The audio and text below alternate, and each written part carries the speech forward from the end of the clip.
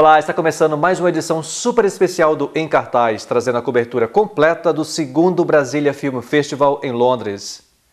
Filmes, notícias, bastidores, entrevistas. No programa de hoje você também vai ficar sabendo quais foram os filmes escolhidos pelo público como os melhores do festival.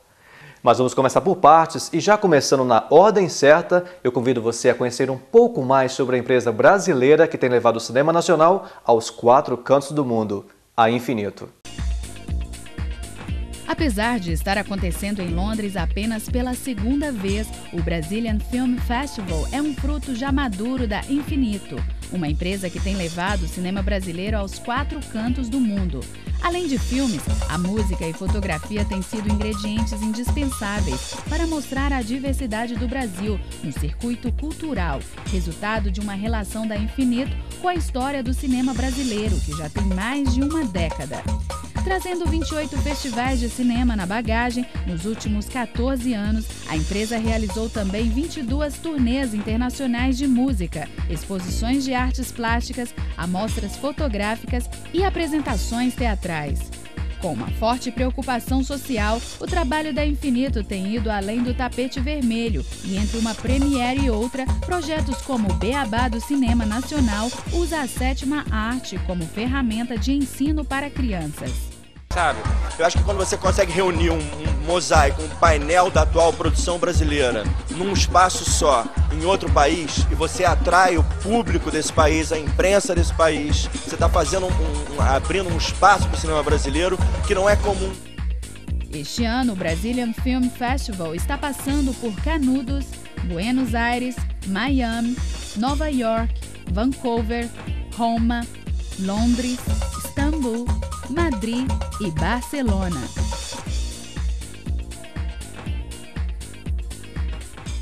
Além de uma série de filmes que durante uma semana inteira deixaram o Cine Apollo e o South Bank Theatre com cara de Brasil, o workshop reuniu profissionais do cinema na sede do British Academy of Films and Television Arts, o BAFTA. A jornalista Cristina Ramírez esteve lá e aproveitou para conversar com produtores e cineastas. Famosos, anônimos, extravagantes, veteranos e iniciantes. Gente de todo estilo, mas que está aqui pelo mesmo motivo, a paixão pelo cinema. Mas não só assistir, e sim fazer cinema. Estas pessoas têm a 7ª arte correndo nas veias e vieram para o BAFTA, em Londres, para ouvir um mestre. Ele mesmo, Fernando Meirelles, o cineasta e produtor, que foi indicado ao Oscar em 2004 como melhor diretor, com o filme Cidade de Deus. Meirelles conversou com o público, deu autógrafo, atendeu a todos com a simplicidade e carisma que caracterizam este gênio do cinema brasileiro. No workshop, Fernando Meirelles falou, entre outros assuntos, sobre um velho novo problema, o financiamento de novas produções. Ainda existe, para alguns filmes e algumas produções, um problema com relação ao apoio financeiro. Você que há muito tempo trabalha com isso, como que o filme brasileiro cresceu, conseguiu esse up nesses últimos tempos e está conseguindo driblar essa situação? Na verdade, esse festival sempre ele tem um lado que ele mostra filmes brasileiros, tem 18 filmes sendo mostrados aqui, e tem uma parte de mercado que ajuda a criar coproduções e financiar filmes, assim, cineastas a financiar seus filmes. No Brasil, por incrível que pareça, agora está mais fácil para a gente conseguir financiar filmes do que aqui para os ingleses, por exemplo. Porque aqui a fonte de financiamento deles é o UK Film Council, que está acabando. E no Brasil tem os mecanismos, né? Artigo 1º, artigo 3º, que você consegue Funcine, tem outros mecanismos para você captar dinheiro. Então, não é que seja fácil você produzir um filme no Brasil. Mas, por incrível que pareça, está mais fácil do que fora do Brasil. Fernando Meirelles está produzindo um novo filme. A produção praticamente europeia se chama 360 Graus, mas o diretor brasileiro ainda não dá muitos detalhes sobre a obra. Bem pequeno, bem simples, um orçamento baixo para padrão internacional e sobre relações humanas, eu diria. Fernando Meirelles, é claro, foi a grande estrela desta sexta-feira no Brazilian Film Festival. Mas outros diretores e produtores brasileiros participaram do workshop para discutir temas importantes, incluindo o financiamento de novos filmes. Foi muito bom o workshop para a gente escutar diretamente dos produtores a relação, como é que é trabalhar essa relação entre os países e como é que é trabalhar com filme em outro país, em outra cultura.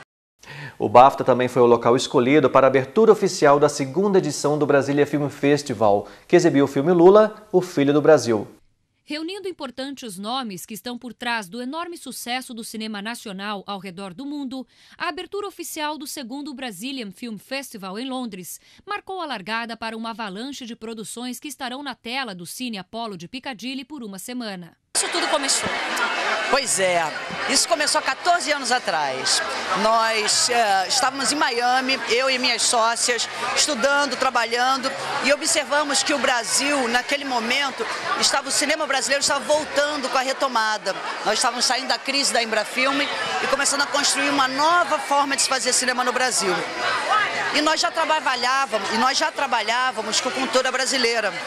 Então nós pensamos que nada melhor do que representar um país, apresentar a potencialidade de um país por meio dessa ferramenta maravilhosa que é o cinema. Porque por meio do cinema você vende tudo de um país. Você vende música, gastronomia, você vende ideias, você vende turismo, você vende negócios e produtos. Representando o longa-metragem Lula, o Filho do Brasil, as produtoras Paula e Lucy Barreto aproveitaram para conversar com a diversificada plateia sobre o processo de filmagem. E Paula Barreto, uma carioca que conhece o cinema brasileiro como ninguém, falou com exclusividade para o Em Cartaz.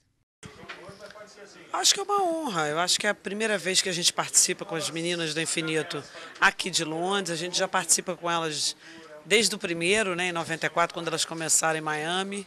A gente participou com um quadrilho, com o filme do Fábio, né, dirigido pelo Fábio, que depois foi indicado ao Oscar. Então é uma honra. Eu acho que a Inglaterra é um grande mercado, tem várias oportunidades, grandes oportunidades para os produtores brasileiros estarem aqui, principalmente no Marketplace, que começa, né, sexta-feira, e conversando com os produtores e distribuidores ingleses para descobrir novas oportunidades de coprodução.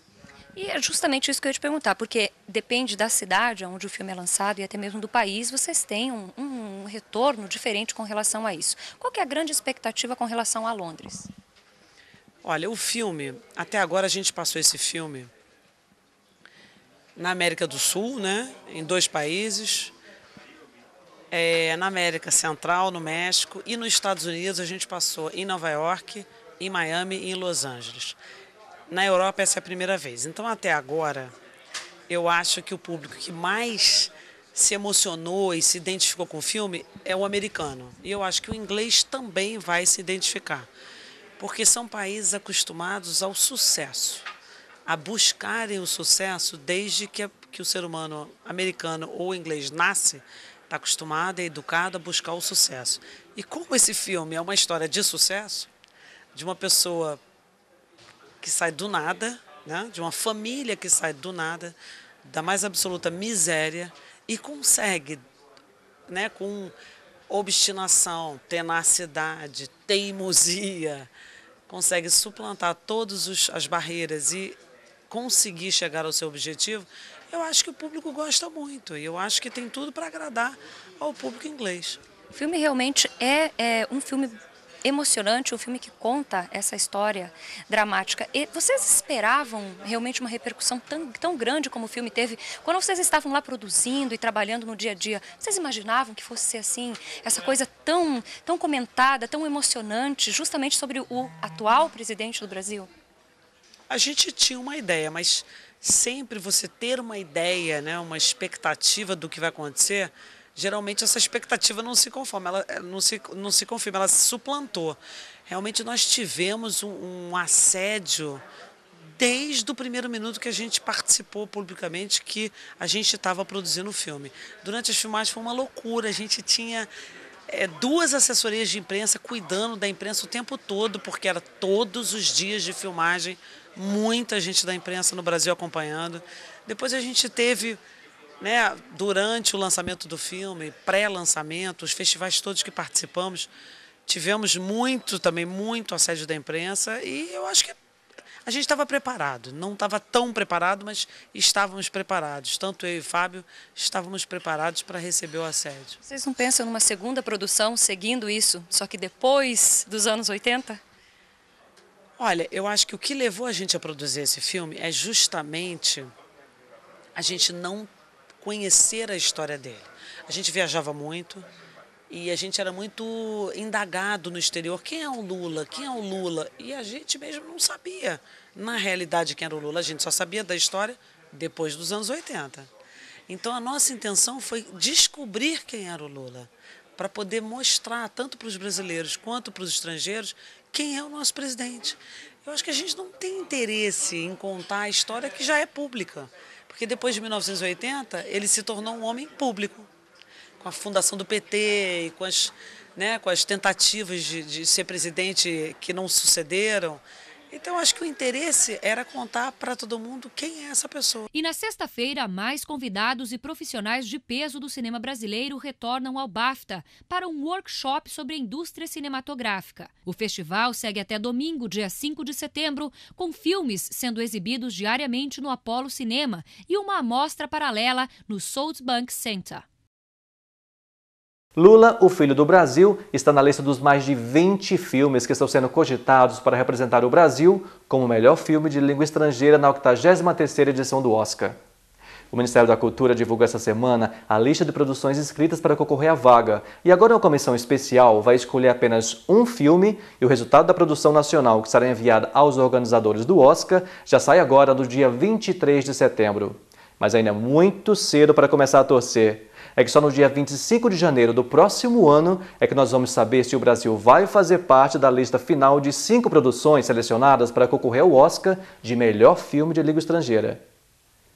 Assim como Lula, o Filho do Brasil, o filme O Bem Amado também poderá ser um dos filmes escolhidos para representar o Brasil na corrida pelo Oscar. A política tem rendido material de sobra para o humor brasileiro e o filme O Bem Amado, produção baseada na obra de Dias Gomes, mostra isso de forma bem clara, com a história de Odorico Paraguaçu, um prefeito que tem como meta prioritária em sua administração, na cidade de Sucupira, a inauguração de um cemitério. O problema é que, apesar do apoio das irmãs cajazeiras, por falta de defunto, o prefeito nunca consegue realizar sua meta. Então, o jeito é tentar apressar o curso natural da vida e criar alguma situação para que alguém morra. O Bem Amado é um filme muito legal, é uma comédia muito interessante, bem engraçada, não deixou nada a desejar. E atores de muita qualidade, fiquei bem surpreso mesmo. Eu adorei o filme, aconselho todo mundo a assistir, quem já leu o livro principalmente.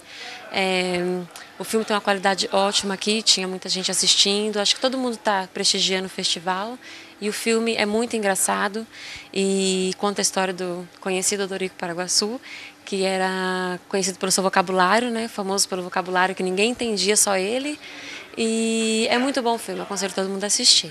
Hora de um rápido intervalo comercial, mas continua com a gente, porque ainda hoje, Fernando Meirelles fala sobre o cinema brasileiro no mercado internacional. Notícias do cinema.